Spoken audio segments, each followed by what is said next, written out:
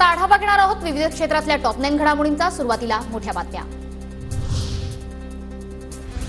मुंबई उत्तर पश्चिम मधील निकाल हा एक आदर्श घोटाळा। फेर मतमोजणी करून अमोल कीर्तीकरांच्या विरोधात निकाल देण्यात आला। यामागे वंदना सूर्यवंशी यांचा हात, संजय राऊतांचा गंभीर आरोप।